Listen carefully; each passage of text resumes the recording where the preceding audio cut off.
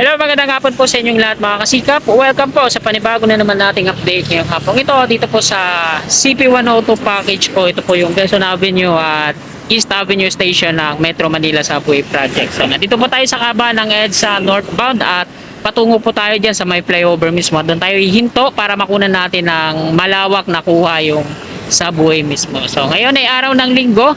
Ika-18 na po ng Pebrero taong 2024 at ika-4 na po ng hapon. So wag na po natin patagalin to mga kasikap dahil nahuli na po ako ng enforcer dito, natikitan ako. So tara, let's go! Sinimulan ko to, walang naniniwala sa paligid ko. Ano? So ayan mga kasikap, nahuli ako dito sa EDSA. Nakapatay yung ilaw ko. Pero sa dinami-dami ng mga dumadaan dito sa EDSA ngayong hapong ito na nakapatay yung ilaw, ako lang talaga yung pinahinto at ako yung hinuli. So, sabihin na nating malas tayo sa araw na to, no? Kung meron man silang batas na nilalatag, nire-respeto ko yun. Pero medyo tampo lang ako kasi sa dinami-dami ng dumadaan dito, no? Na nakapatay yung ilaw, lalo na yung mga four wheels at ano. Ako lang talaga yung parang ruleta. Sa akin natapat yung ano nila. Yan, natikita na ako. Pero okay naman, okay lang naman. 150 pesos lang naman. So, nandito na po tayo sa may flyover dito sa Quezon Avenue. At dito po tayo hihinto. So, bawal nga ito pinto dito. Pero hindi naman tayo magtatagal. Saglit lang naman tayong kukuha ng video. Ayan.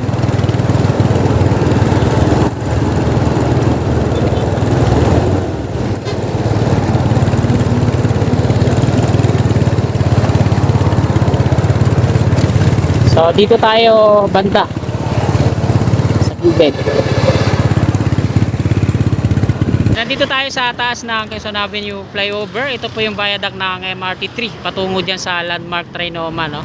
At ito yung Abida Towers. So, Soler dun sa unahan at Ayala Land at Sem North Edge sa Landmark Trinoma. So ito po yung Metro Manila Subway Project o CP102 package. Ito yung Quezon Avenue Station at East Avenue Station. So hindi pa nag-start ang East Avenue kaya ito muna yung i-update natin. So ito yung station box niya mula dito sa may ayan, footbridge, patungo yan doon sa may harapan ng Abida Towers. So papalit doon banda, no? Dito itatayo yung pinaka entry at exit ng mga pasahero pababa ng tunnel. Ito yung by square na to na kulay dilaw, yung bakod na bakal, no? At ito yung paligid niya ngayon mga kasikap. So andun, tinitingnan tayo ng gwardiya pero hindi naman niya tayo mahahabol dito sa taas. Kasi bukod sa paglabas niya dyan, akit pa siya sa flyover. Pwede niya tayong harangin doon. Pero hindi niya siguro gagawin yun. Hayaan na lang tayo makapag-update dito sa taas. So, shoutout sa iyo sir, salamat. Ito yung footbridge. Tawiran patungo dun sa hypermarket at Centris Station. Makikita natin dyan sa loob. Ayan, meron na silang mga materyales na naka-ano dyan. So, zoom in lang natin kung ano yan, ano. So ito po yung mga materyales na nandito ngayon sa loob ng ano ng Quezon Avenue Subway. Yan, ang dami na, no? Yan. Tapos dun sa gilid nakatambak na mga buhangin, ang dami din. Medyo mataas na yan, malayo lang kasi tayo. Yan. Mataas na yung nakatambak na buhangin diyan, mula diyan tapos patungo dun sa dulo. Yan, patungo yan dun sa dulo sa may pader ng Abida Towers. So ito yung paligid niya ngayon dito. Yan yung mga barracks ng mga ano, workers, engineers at mga foreman.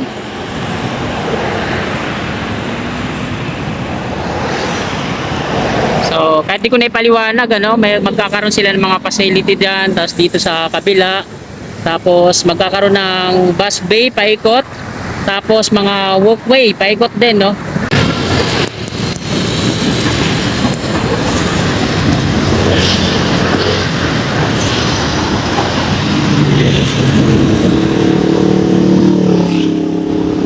Ito yung dating Manila Seedling Bank mga kasigap. Ito, may structure yan dyan, mataas. At yung mga steel frame nya, ayun, nilagay na doon, tinambak doon. Tapos yung mga pedestal nya, ayan, hinukay yan dyan. Kasi ayun, tinatambakan na ulit. So natapos na po yung update natin dito ngayong araw ng linggo. Diretso na po tayo, no? Baka harangin tayo ng gwardiya dun, no? Dito tayo dadaan sa gilid. Ayan, natapos na po yung update natin dito. Diretso na po tayo, no? Kasi yung mga nagdo-drone lalo na dun sa ibang subway ay minsan pinababarangay nila. Bawal daw. Ayan siya, nakatingin sa akin. Pasensya po talaga. Ito, hanggang dito yung station box sa dulo ng Abida Towers. Nilagyan na nila ng mga caution. Ayan, hanggang dito may mga caution na. Ito yung Vertis North. Sa ating gawing kanan at ito naman yung Ayala Land. Ito yung P2P bus station, Pilam QC. Ito yung update niya ngayon. Ongoing pa rin yung construction para sa mga elevator na yan. Southbound, northbound at yung dyan sa may bandang gitna. Ito naman yung Soler. Ayan bukas yung LED billboard nila na napakalaki. Pumapatak na naman yung tubig. Sarap mag-swimming din sa baba. Soler po yan at ongoing pa rin yung construction din dyan.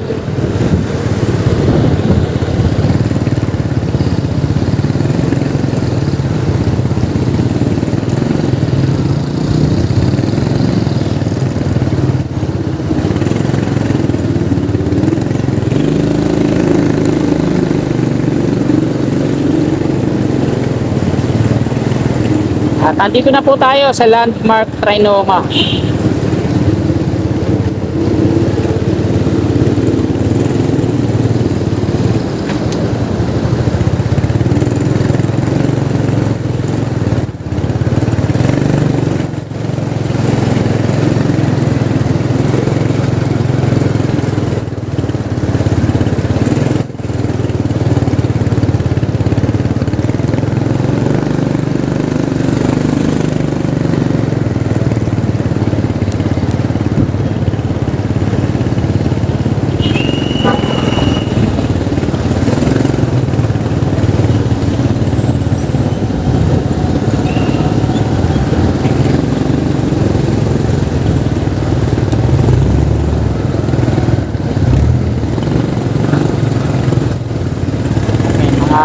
Kaya nagkaka-traffic dito dahil ito may mga nakaparada.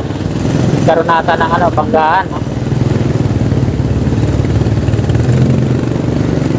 At ito na mga kasikap, yung North Avenue Station ng P2P dito sa ating gawing kaliwa. At ayan naman yung MRT3 Station ng P2P bus. So linggo po ngayon pero nagkakaroon ng traffic dito. So ano kayang dahilan? Aalamin natin yan.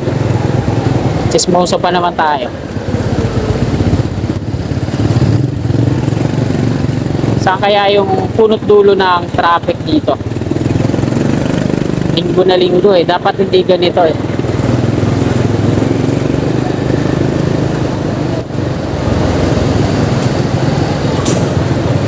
Ito naman sa gawing kanan natin sa taas, ito po yung viaduct ng Unified Grand Central Common Station. Patungo po yan dito sa MRT3 North Avenue Station.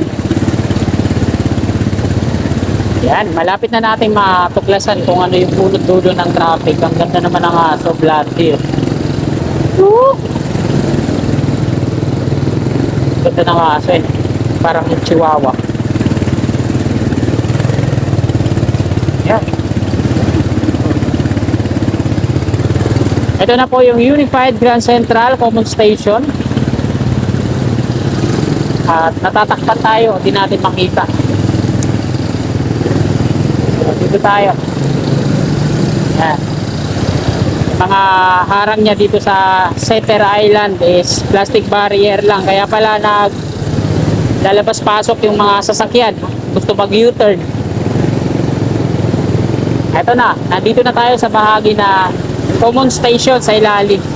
Medyo madilim dito kasi ginagawa yung kabila, center, tapos dito sa kanan, sa gilid. At wala pang mga naka-install na mga LED light dito sa ilalim kaya medyo madilim.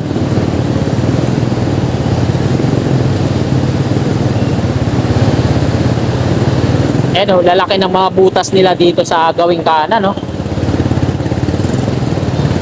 Lalaki at ang lalalim ng bukay. So, ano kaya gagawin nila dyan? Baka tunnel, ano?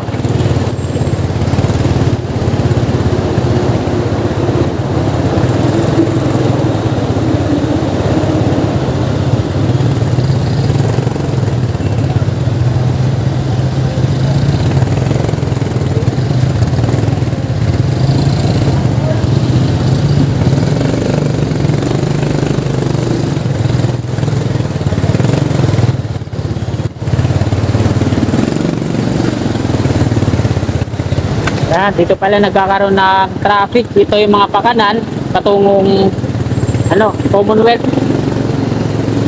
Babaybay ng North Avenue. Sa pagdating dito, malawak naman. Yan lang talaga.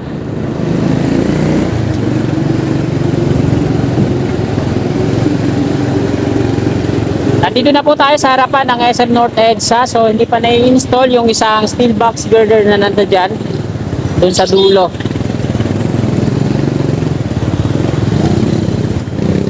Nagkaroon din ng traffic dito, yung mga papasok dito sa entrance ng SM North EDSA.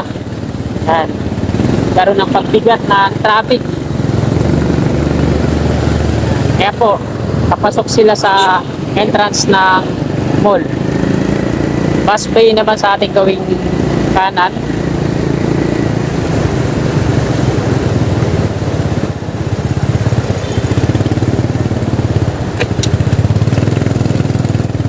At maging dito sa labasan ng mga bus, kaya nagkakaroon din ng pagbigat ng traffic.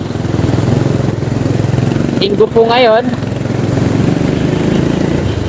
At dapat malawak ang kakalsadaan ng EDSA pag linggo. So nagkamali tayo ng ngayon. Hindi naman pare-parehas. Ito yung mga steel box portal beam. 5 po ito dito sa Hanay, harapan ng SM Annex. Tapos meron pang 3 steel box girder na hindi pa nailalapat dito, no? Hindi pa na-install. Kabilang na nga po yung isa doon. So para mga kasikap, dito na po nagtatapos tong update natin ngayong hapon. Araw po ng linggo, ika-18 ng Pebrero taong 2024. At magpapaalam na po ako. Maraming salamat po sa patuloy nyo suporta sa at panunood sa aking mga video. Bago nyo po sana lisanin itong video na to, please like at sa mga kasikap natin na willing po sumuporta ay kasikap, i-click lamang po natin subscribe button dyan sa baba at yung katabi niyang bell. Maraming salamat po mga kasikap. God bless po sa ating lahat. Oh, my angel, angel, baby, angel.